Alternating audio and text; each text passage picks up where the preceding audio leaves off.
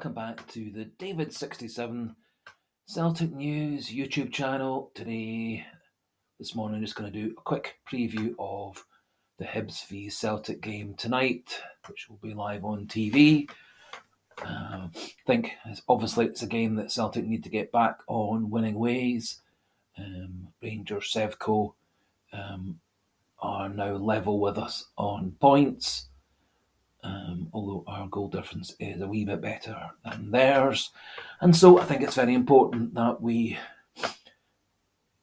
take advantage of having a game tonight to get 3 points, restore that lead, and hopefully also improve the goal difference. Remembering the last time we played Hibs, which was at Celtic Park, we won very comfortably 4-1. A couple of goals for O, one for Riley and a Luis Palma penalty. We also need to remember the last time we played Hibs at Easter Road, we had a 0-0 draw.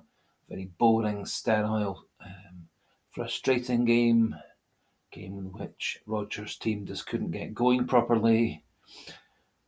And we, despite tons and tons of pressure, couldn't really break down Hibs that day. And of course, at the end of last season, when Ange Postecoglou was sort of winding down from having won the title and preparing for the Scottish Cup against Inverness Cali, we lost 4-2 over there. However, I don't think we're going to lose tonight. I think Rodgers and the players have been given a bit of a kick up the backside with the performance at Aberdeen. I think they realise those sorts of performances where they don't kill off the game when they've got every chance to do so just isn't on. And similarly, the lack of energy, drive, motivation, attack that Celtic showed for much of the second half also isn't really the Celtic way and was probably for me the most disappointing part of the game. However, there were a couple of bright spots out of that game. Nicholas Kuhn came on and looked quite dangerous down the right side, of course, also scoring the equaliser. I do still worry about Kuhn's pace down the outside on the right, as that does make him slightly one-dimensional at the moment. However, it may be as he gets back closer and closer to full fitness, having had a long winter break in Austria. It may be that he regains some of the pace he showed off and on over the last couple of seasons in Austria. So, coming to actual result prediction, I think we'll go for a 3-1 win for Celtic, boosting our goal difference by a couple and restoring a 3-point advantage at the top of the league.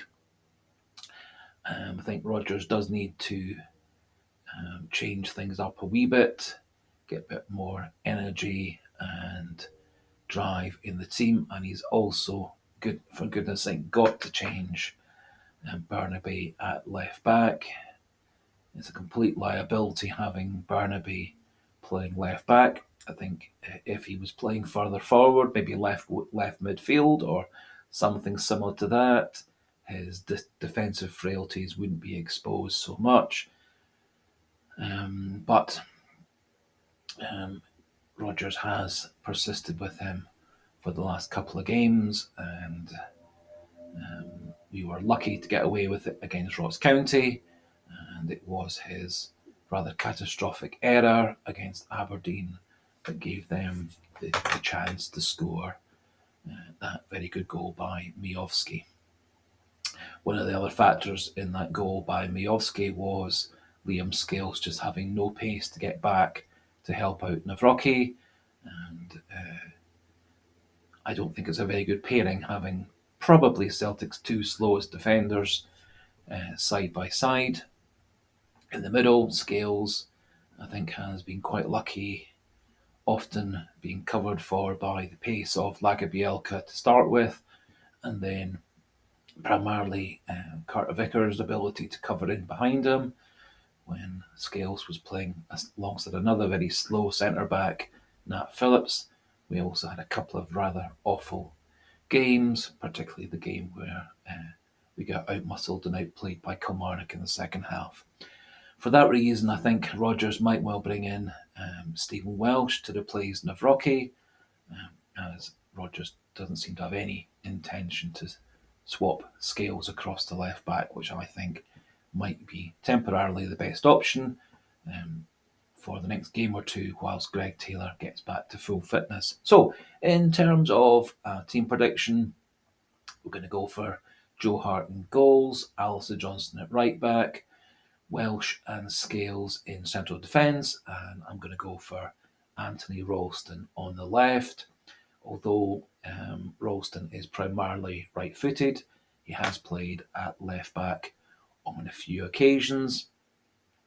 He is a much better defender than Burnaby. He gives us quite a bit of height for defensive and attacking set pieces and is able to get himself forward. Admittedly, he's going to be cutting in onto his right foot on a regular basis. However, I don't think that necessarily is going to be a major factor against Hibs. I think we do need to be wary of Hibs returning players back from the Asian Cup, and Hibs can play with quite a bit of pace and attack, depending on how their manager Montgomery sends them out. So we're going to go for Ralston at left back, midfield.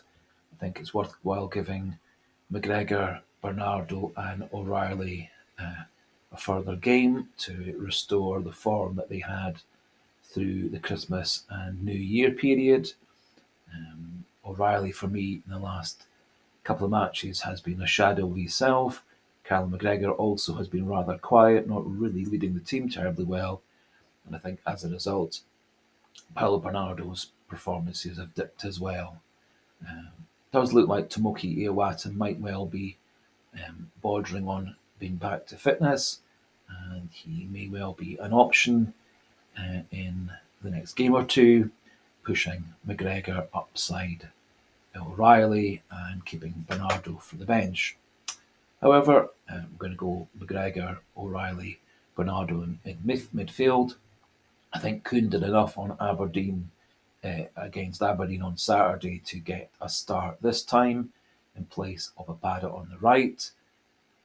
I think Rodgers will resist the temptation to replace Kyogo with Idah,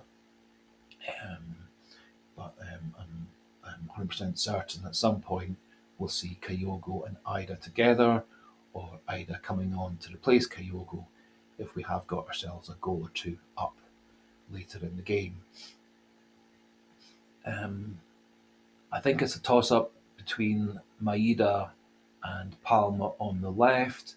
Palma had a really good spell with goals and assists leading into Christmas and New Year. Again, he seems to have had a dip in form in the early part of 2024.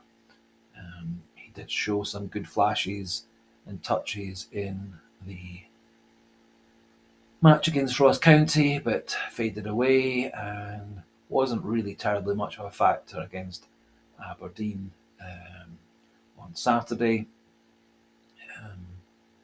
and did miss a couple of pretty good chances as well. I personally would start with Palma solely because Maeda is just back from Japan international duty in Qatar. I know he apparently had a full training session yesterday. Just I think it would be safer to have him on the bench and bring him on later if Palma isn't having a good game. Palma also does have the ability to track back and help out in midfield and at fullback, similar to what Maeda does. And so for me, it's a toss-up between Palma and Maeda, but for me, I would go for Palma on this occasion with a short leash to bringing on my Idah if things don't go well down that side. No other news or stories coming out of Celtic at the moment, as I record this around 11:30 on Wednesday morning. And so we'll leave the video at that point there.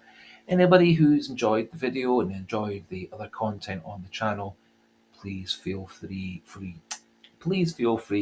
to click that subscribe button, also the like button, and as always, there's the comment section for popping your comments into. Just a wee reminder of the daily trivia question, and also currently for a few more days the poll on the channel rating Rodgers out of 5 different categories. There's been a good response so far, and so we'll keep that open for a few more days. So, thanks for listening. Thanks for watching. Good luck, Celtic, tonight. Please restore pride to the great club of Celtic.